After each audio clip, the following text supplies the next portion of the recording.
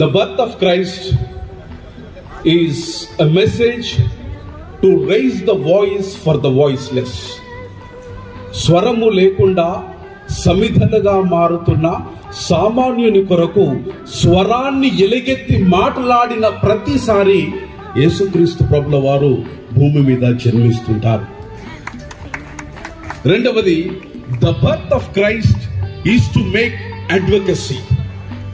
దిక్కు మొక్కు లేకుండా దరిద్రంలో మగ్గిపోతున్నటువంటి దీనునికి బాసటగా నిలబడి బలముగా ఉండి దిక్కు చూపిన వాడు ఆ దినము యేసుక్రీస్తు ప్రభుల వారు జన్మిస్తూ ఉంటారు.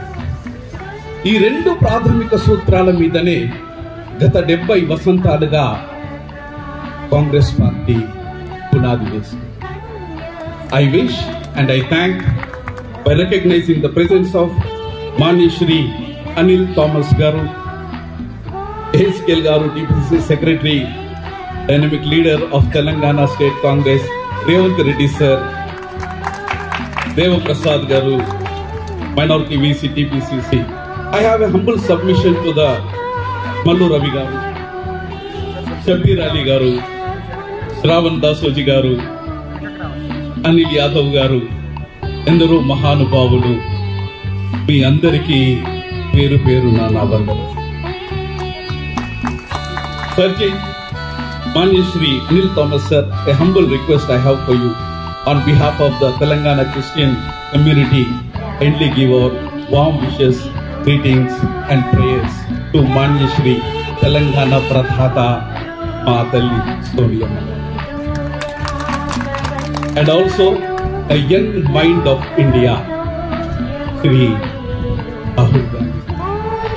With this, let us pray. ప్రార్థన చేస్తూ, మహోన్నతుడ మా తండ్రి, మీకు వందనాలు. 2000 సంవత్సరాల క్రితం దైవమైనటువంటి మీరు దీనుడైన మానవుడిగా మా మధ్యలో జన్మించారు.